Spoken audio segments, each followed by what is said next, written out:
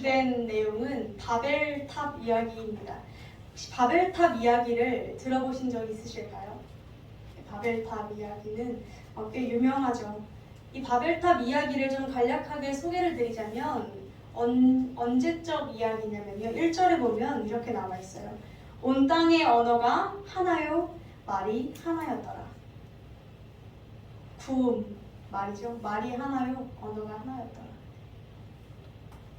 이렇듯 이 바벨탑 사건이 일어날 이때에는, 이 당시에는 말이 하나였어요. 다시 말해서 온 땅의 언어가 한 개였음을 의미합니다. 그런데 이것이 단순히 모든 사람이 그냥 한국말 쓰고 이런 느낌이 아니라요. 조금 더 우리가 생각을 해보자면 말이 통한다. 말이 통한다라는 것은 서로 뜻이 통한다라는 걸 의미합니다. 언어가 다르다는 것은 어떤 걸 의미하냐면 문화가 다르다는 걸 말해요. 그냥 단순히 말만 다른 게 아니라 그들이 가지고 살아왔던 배경과 환경과 문화와, 내가 이걸 보아도 어떤 사람은 살아온 배경이 다르게 이것을 그렇게 극단적으로 생각하진 않겠지만 꽃으로 보기도 하고 이것을 풀으로 보기도 하고, 이렇게 어떤 환경에서 자라왔냐에 따라서 말만 다른 것이 아니라 그 말에 숨겨진 모든 문화, 생각, 배경, 그 모든 것들이 다른 것이 말이 다른 거예요. 그래서 우리가 말이 안 통한다, 정말 말 안 통해 라고 말할 때는 단순히 말이 한국말이 안 통한다라는 느낌보다 내가 가지고 있는 생각과 이 사람이 가지고 있는 생각이 서로 뜻이 합이 안 될 때, 내가 살아온 배경과 내가 가지고 있는 가치관과 이 사람이 통하지 않을 때 그런 표현을 쓰곤 하죠.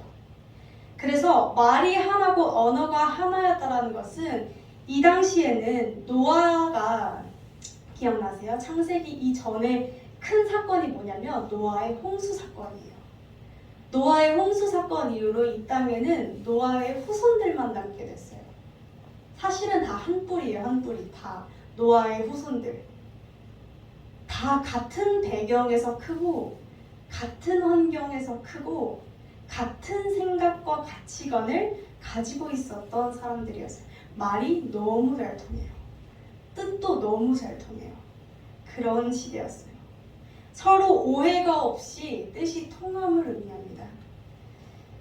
그래서 이들은 그 뜻이 통하는 걸 가지고 무엇을 했냐면 성읍과 탑을 건설하려고 했습니다. 바로 바벨탑이에요. 이게 바벨탑이 사실은 성경에 바벨탑이라고 기록되어 있지만 조금 더 정확하게 표현하자면 바벨성, 바벨도시로 표현이 돼야 돼요. 이게 단순히 그런 이렇게 남산타워 같은 그런 탑이 아니라 성, 하나의 도시. 이 당시에 그 탑이 있다라는 것은 하나의 성과 하나의 도시를 의미하는 거였거든요. 그래서 그렇게 성읍을 쌓고 탑을 쌓아서 자기들끼리 그 성읍 안에서 똘똘 뭉쳐 살아야겠다라고 생각했던 것이었습니다. 그들은 이렇게 이야기합니다. 탑 꼭대기를 하늘에 닿게 하고 우리 이름을 내고 온 지면에 흩어짐을 면하자. 그때 하나님께서 내려오셔서 그 광경을 보시고는 그들의 언어를 흩으심으로 그들을 온 지면에 흩어지게 하셨습니다. 이것이 바벨탑 사건입니다. 그리고 제가 이 사건으로 끝을 낸 것이 아니라 12장도 함께 읽었는데요. 이 12장과 11장 사이에 어떤 것이 있나 혹시 한번 성경을 봐주시겠어요? 어떤 것이 있죠? 바벨탑 사건과 아브라함 사이, 12장 사이 뭐가 등장하죠? 어떤 게 등장할까요?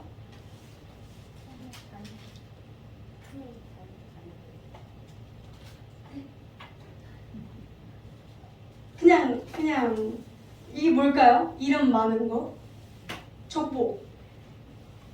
셈의 족보는 이러하니라 시작하죠. 족보. 데라의 족보. 족보가 등장합니다. 그리고 그 후에 이 당시는 아브라함이 등장하죠. 뜬금없이 바벨탑 사건, 족보, 아브라함 이 순서대로 이어지고 있는 것을 볼 수 있습니다. 오늘 우리가 이 바벨의 이야기, 바벨 성의 이야기와 그 후에 등장한 아브라함의 이야기를 통해서 하나하나 살펴보면서 본문 속에 담긴 하나님의 메시지를 깨닫게 되기를 간절히 소망합니다. 우리가 처음부터 한번 살펴볼게요. 자, 성 짓는 게 우리 이스라엘 백성들, 이 당시는 이스라엘 백성들이라 말하기 좀 그런데 이 백성들이 성과 탑을 지었어요. 그렇죠? 성읍과 탑, 하나의 도시, 바벨 도시를 지으려고 했는데 이게 뭐가 문제이길래 하나님께서 흩으셨는가? 무엇이 잘못되었길래 이들이 모두 흩어지는 결과를 낳게 되었을까요? 우리가 사실 기본적으로 알고 있는 건 있죠. 여러 가지 있겠지만 조금 더 한번 깊게 살펴볼게요. 먼저 2절부터 보겠습니다. 뭘 그렇게 잘못했나 봤더니 2절에 뭐라고 등장하죠? 우리 한번 보라지사님께서 읽어주시겠어요?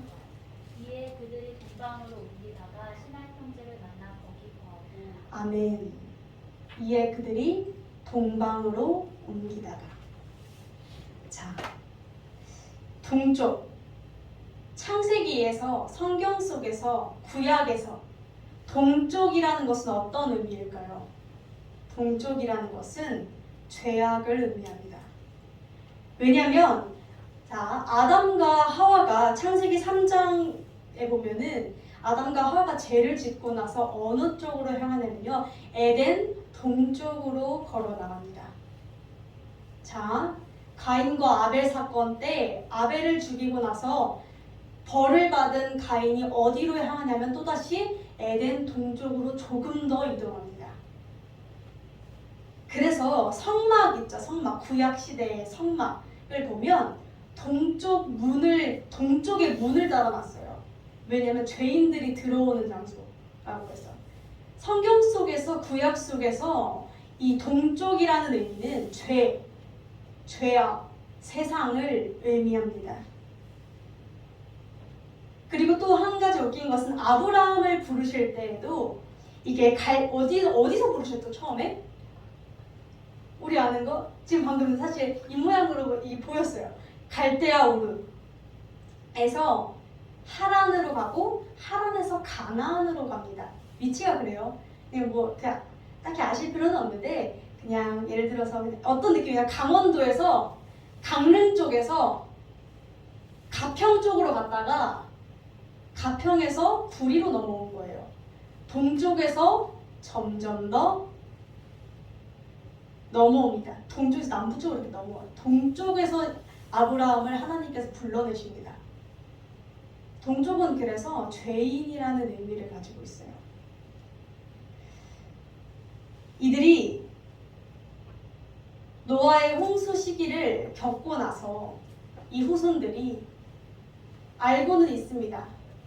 죄악을 저지르면 하나님께서 심판을 내리신다는 사실.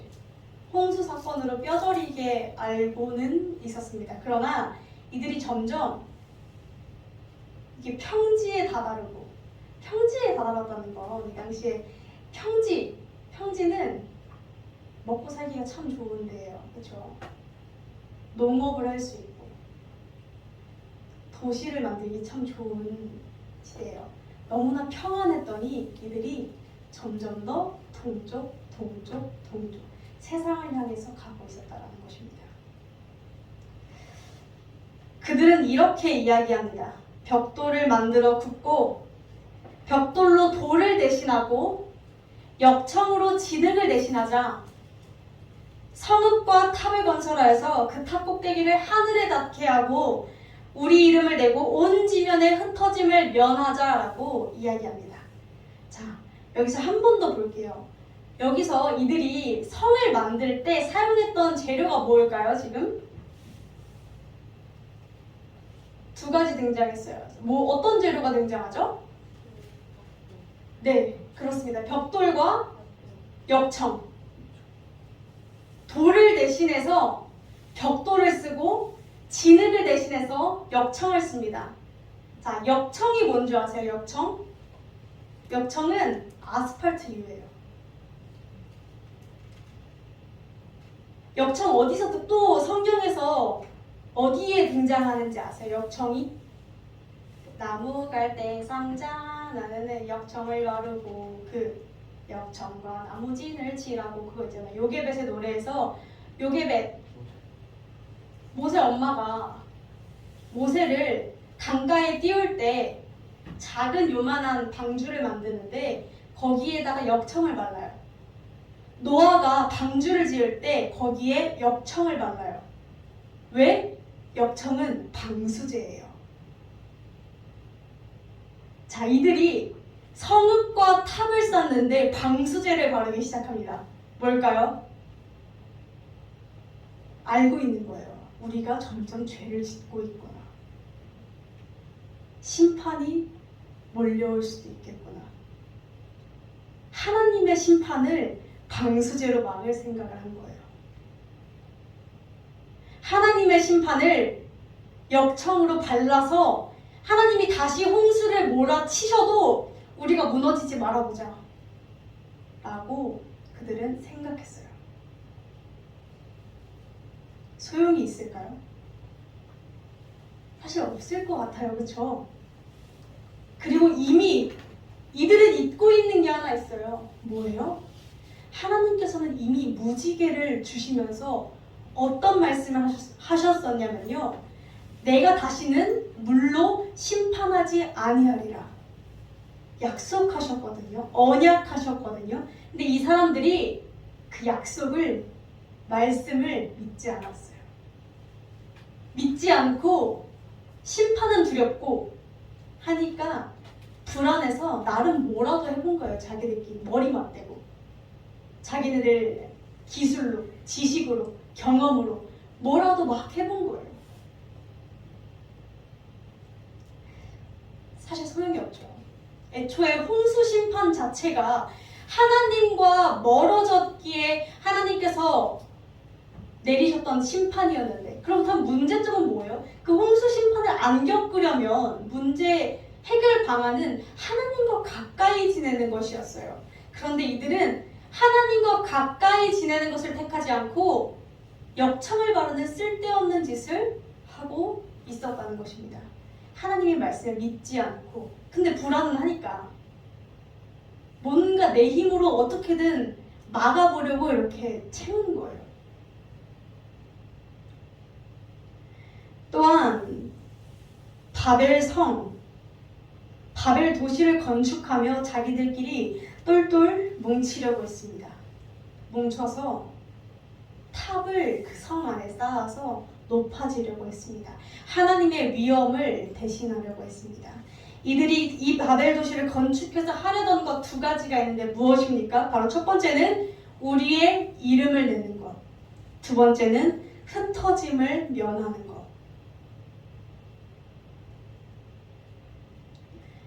우리의 이름을 내자라고 이야기합니다. 이것은 우리가 우리의 이름을 스스로 높이고 만들자. 창조주 하나님을 높이는 대신에 자신들의 이름을 스스로 높여 하나님처럼 되겠다라고 한 것인 줄로 압니다. 또한 흩어짐을 면하자. 이 말은 사실 하나님의 말씀을 정면으로 대적하는 일이었습니다. 왜일까요? 흩어짐을 면하자. 흩어지지 말자. 왜일까요? 하나님께서 인간들에게 맨 처음 내리셨던 명령이 있었습니다. 어떤 것이죠? 생육하고 번성하여 땅에 충만하라. 땅에 충만하라는 것은 땅 곳곳을 채워라입니다. 가득 차다의 충만이 아니라 땅 전 지면을 곳곳이 흩어져서 번성하여 채우라가 충만하다예요. 그런데 이들이 자기네들끼리 너무 살기 편해서 똘똘 뭉치기 시작했던 것입니다. 하나님의 말씀을 대적했던 것이었죠. 요약하자면 바벨탑의 이 사건은 노아의 홍수 사건 이후로 하나님의 심판은 알아요. 그러니까 대충 뭔지는 알아요. 그게 엄청나다라는 것도 알고 어느 정도의 두려움도 있어요, 분명. 그러나 그럼에도 불구하고 하나님의 말씀은 믿지 않습니다. 그리고 하나님의 뜻을 거부하고 하나님의 선하신 뜻이 세워지는 것을 기대하는 것이 아니라 나의 생각, 나의 경험, 나의 지식, 나의 명예와 나의 이름이 높아지기를, 나의 뜻이 하나님의 뜻이 아닌 나의 뜻이 세워지기를 이들은 간절히 원했습니다. 그러한 모습들을 보여주고 있어요. 성경은 고린도전서 10장 31절에 보면 이렇게 말씀하고 있습니다. 성경은 먹든지 마시든지 무엇을 하든지 다 하나님의 영광을 위하여 하라.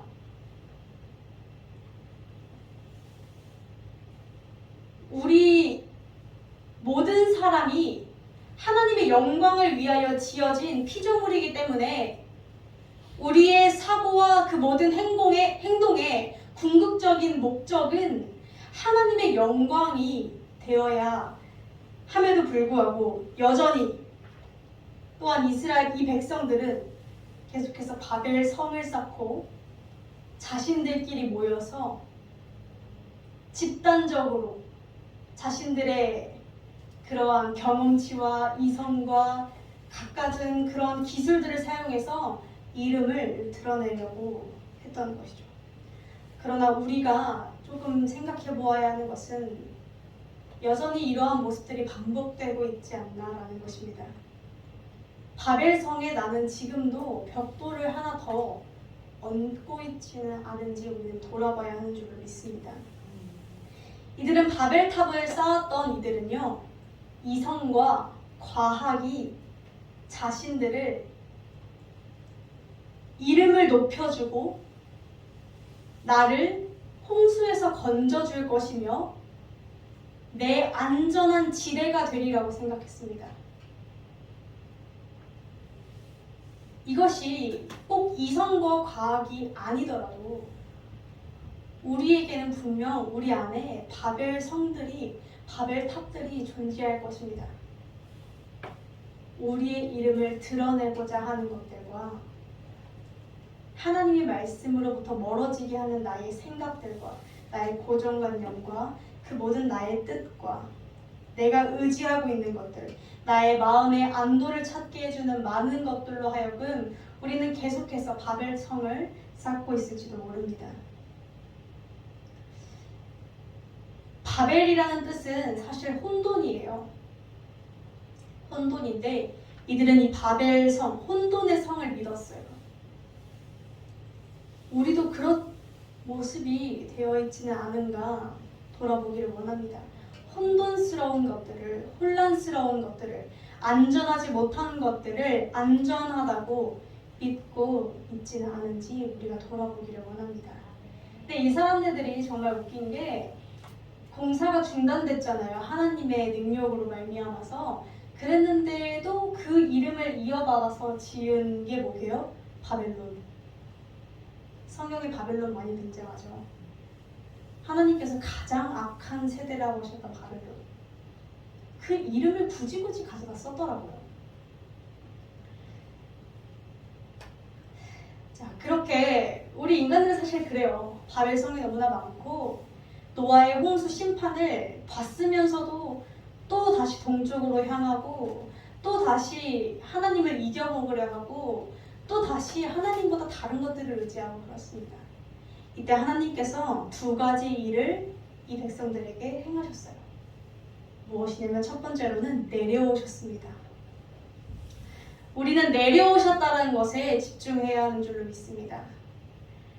사람이 이 당시에 이스라엘 이 백성들이 얘기했던 건 뭐예요? 하늘의 꼭대기를 닿게 하자. 근데 하나님은 내려오셨어요. 보려고 이렇게 내려오셨어요. 무슨 뜻이에요? 하늘에 절대 닿을 수 없었어요. 인간들이 아무리 높게 쌓고 아무리 하늘의 꼭대기를 닿으려고 온갖 기술을 동원해서 어떠한 성과 지식과 그런 꼭대기에 다다랐다 할지라도 하나님께서는 그것들을 보기 위해서 굳이 애써서 내려오셔야 한다는 뜻입니다. 하나님의 위엄은, 하나님의 능력은, 창조주의 능력은 감히 피조물들이 따라갈 수 없는 것인 줄로 믿습니다. 그리고 또한 악을 멈추시고자 그들의 언어를 흩어버리셨어요. 이 사람들이 이제 막 열심히, 정말 솔직히 그 성읍을 하나 짓는데 이게 지금도 지하철 하나 지으려고 해도 10년은 걸리지 않나요? 그렇죠. 지금 아직도 여기 불이 아직도 안 지었잖아요. 원래 그게 2018년도 처음에 그랬던 걸로 기억을 하는데 지금 22년도잖아요.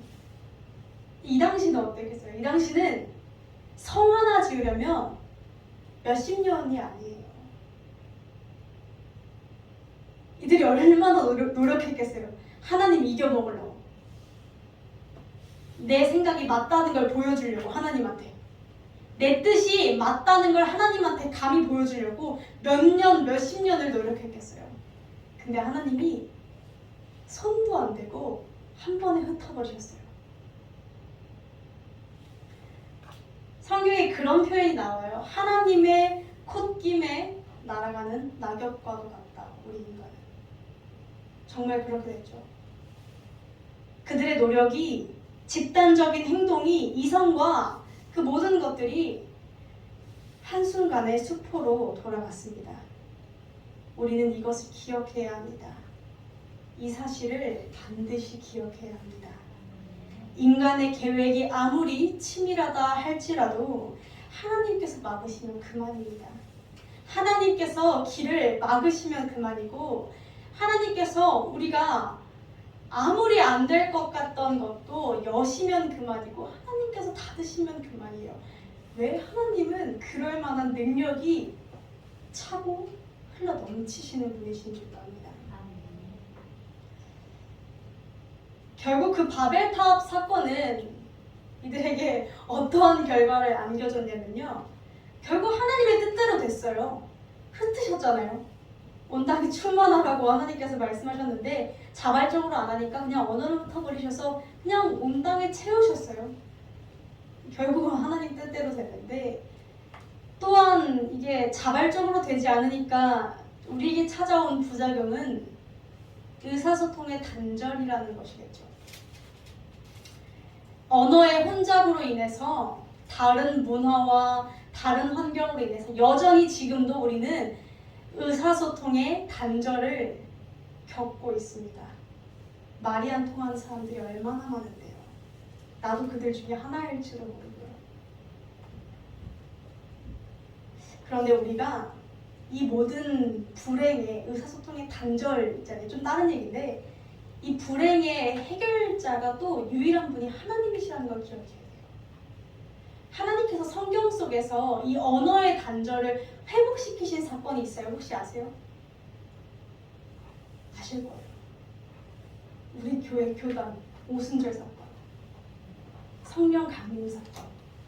그때 그 당시에 다 다른 나라 사람들이었거든요. 그들이 한 가지 언어로 이야기하기 시작합니다. 하나님이 주시는 성령을 받아서 모두가 서로 통하며 한 언어로 이야기하기 시작했더라라고 사도행전에 등장해요. 하나님께서 예수 그리스도와 그 성령의 일하심이 있으시면 의사소통의 단절이 해결될 수 있습니다. 통할 수 있게 하십니다. 애초에 흩으신 분이 하나님이시기 때문에 해결하실 분도 하나님이시라는 것인 줄 믿습니다. 사실 이건 조금 다른 이야기였고요.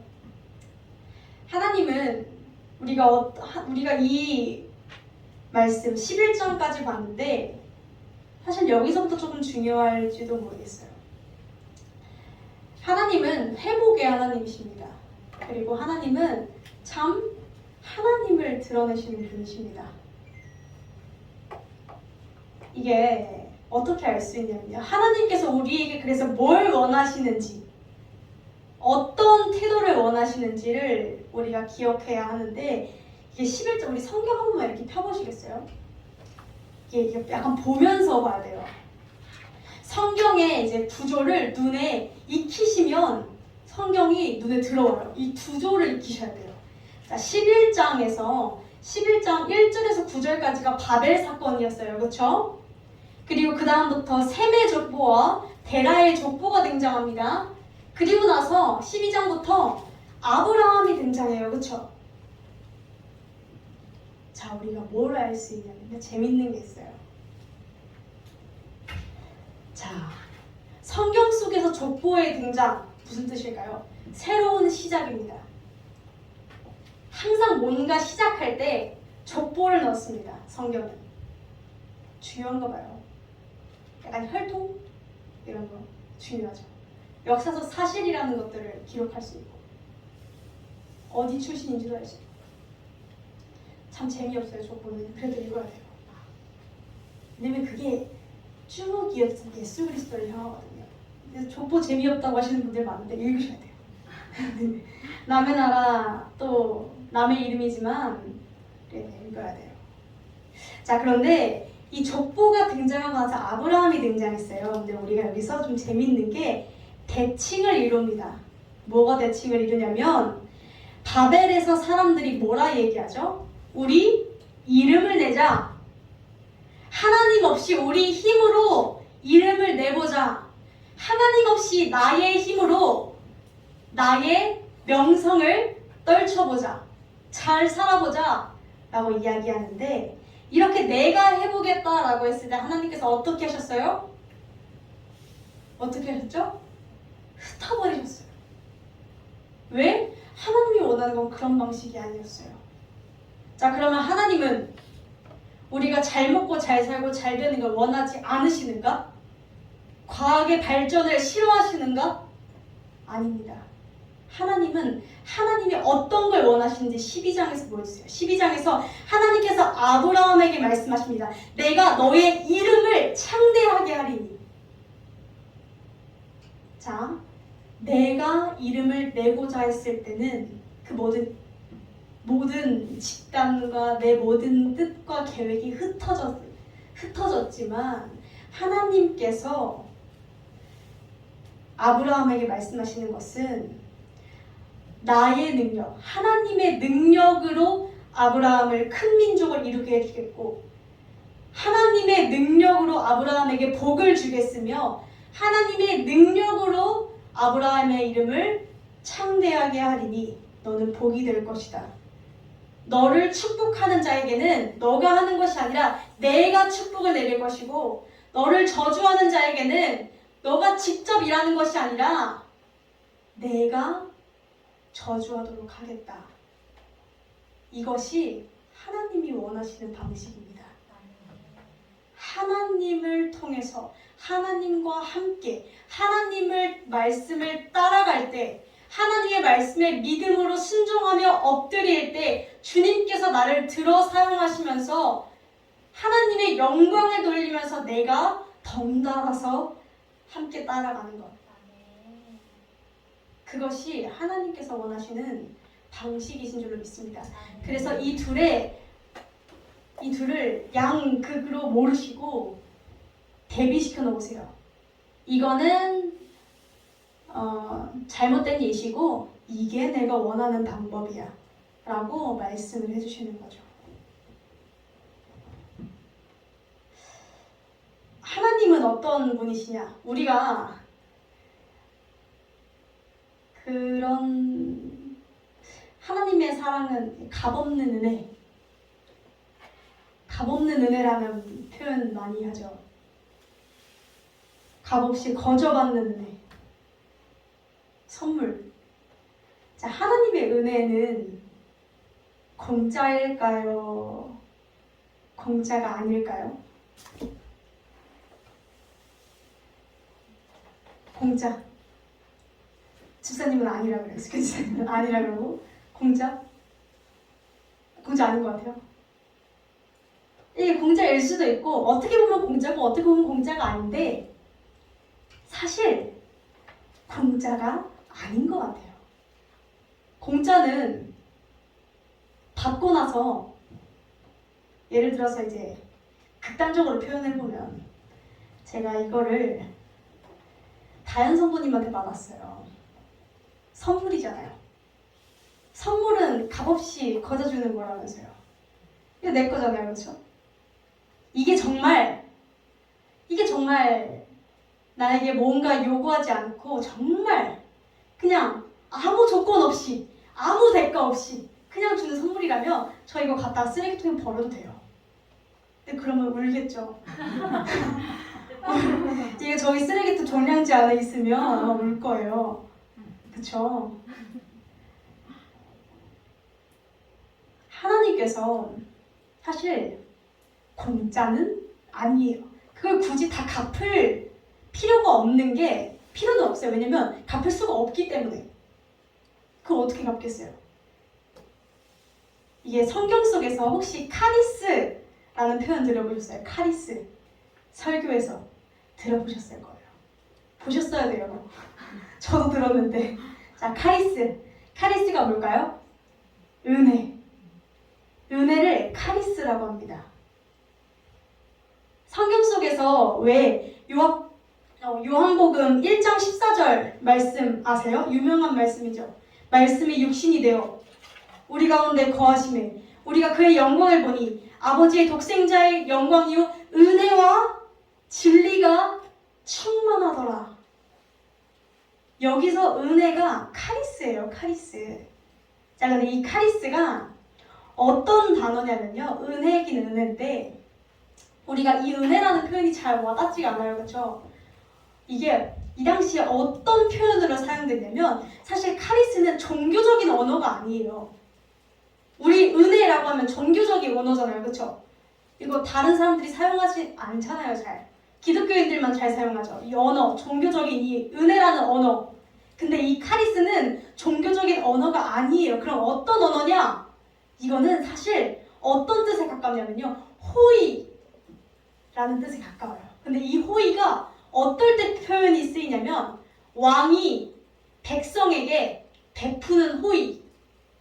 황제가 자신의 백성들에게 국민에게 베풀고 나눠주는 호의를 카리스라고 썼어요. 자, 이런 관점에서 한번 생각해 볼게요. 그러면 빠르시네요. 그러면 제가 말씀을 안 드렸거든요. 자, 근데 그런 의미에서 은혜라면 하나님께서 하나님이라는 왕이 우리라는 백성에게 주는 호의가 은혜라면 우리는 어때야 돼요? 물론 이게 황제가 백성에게 뭔가 이렇게 세금 감면해주고 뿌릴 때는 뭐 백성들한테 1대1로 뭔가를 받으려고 하는 건 아니에요. 그렇죠? 황제가 백성들이 다 필요할까요? 사실? 안 필요할 거예요. 1대1로 뭔가를 받으려는 건 아니에요. 근데 뿌리는데 사실 의도가 있죠. 나 이만큼 선한 왕이야. 애들아, 나 찬양해! 라는 뜻이겠죠. 왕을 칭송하기를 원하겠죠. 자, 이렇게 생각해 볼게요. 왕에게 세금 감면받고, 재난지원금 받고, 받고, 받았어요. 많이 받았어요. 호의를 받았어요. 사실 재난지원금 우리가 낸 세금이니까 빼고, 뭔가를 받았어요. 일단 받았는데 갑자기 저 옆나라 왕이 좋대요. 그럼 왕 입장에서는 좀 당황스럽겠죠. 기껏 호의를 베풀었는데 이 카리스, 은혜, 호의에는 뭐가 있냐면 뭔가 값을 치르는 것이 중요한 것이 아니라 태도가 요구가 됩니다. 어떤 태도? 감사하는 태도. 어떤 태도? 그 주신 하나님을 찬양하는 태도, 높여드리는 태도, 반응하는 것. 그냥 우리 하나님 좋다. 우리 법대로 살아야겠다. 우리 하나님 이만큼 선한 분이시네. 이렇게 호의를 베푸시는 분이시네. 이 안에서 살아야겠다. 다른 데로 갈 필요가 없네. 다른 나라로 갈 필요가 없네. 여기가 최고네. 이 안에서 살면 되겠네 라고 하는 것이 그리스도인들의 가장 알맞는 태도인 것입니다. 딱 요 정도. 근데 이 요 정도가 우리는 참 안 돼요. 자꾸 어디 나라로 도망가려고 그러고 자꾸 옆 나라로 가려고 그러고 우린 그래요. 하나님께서 원하시는 것은 하나님의 영광을 돌려드리는 것인 줄 압니다. 하나님께서 원하시는 것은 하나님의 자리를 하나님께 내어드리는 것입니다. 하나님께서 원하시는 것은 우리로 하여금 하나님을 찬양하고 하나님의 능력을 힘입어 우리 오늘 찬양으로 고백했던 그 모든 전쟁은 나에게 속한 것이 아니라 하나님께 속한 것입니다. 이게 무슨 뜻이에요? 내가 아닌 하나님의 힘을 힘입어서 인생을 헤쳐나가고 싸워나가고 승리해 나가라는 것입니다. 우리는 그러한 태도가 필요합니다. 하나님의 힘을 힘입어 살아가고 그 하나님의 말씀에 순종하며 하나님이라는 그 왕을 왕대접 제대로 해주는 거. 우리가 뭐 왕에게 1대1로 가서 뭔가 채워서 은혜를 다 갚고 그러려는 이야기가 아니라 백성이 왕을 생각하는 우리 왕 참 좋은 왕이야. 나 여기 나라가 제일 좋은 것 같아. 요 태도. 벗어나지 않으려는 이 마음가짐과 우리 주 하나님을 찬양하고 칭송하는 그 마음의 태도가 영광을 돌려드리는 그 태도가 우리에게는 가장 필요하고 또 하나님께서 요구하시는 우리의 태도인 줄 믿습니다. 사랑하는 성도 여러분, 하나님께서는 우리가 잘 나가는 걸 싫어하시는 분이 아니십니다. 하나님께서는 사실 가장 올바른 그리스도인들은 정말 열심히 살아야 됩니다. 그런데 단순히 뭔가 성을 지어서가 아니라요. 하나님은 하나님 없이 하는 걸 싫어하세요. 질투의 하나님이셔서 하나님을 빼놓고 하는 걸 싫어하세요. 하나님이 해주기를 원하시고 그걸 또 값없이 받고 그 책임을 다하며 하나님을 찬양하기를 원하세요. 우리가 그러한 모습으로 살아내기를 원합니다. 그럴 때 아브라함을 인도하셨던 하나님처럼 아브라함과 평생을 동행하시고 그의 이름을 창대하게 하셨던 그 주님이 우리의 이름과 우리의 모든 민족과 우리의 모든 삶이 주님으로 말미암아 복 그 자체가 되는 삶이 되게 하실 줄을 믿습니다.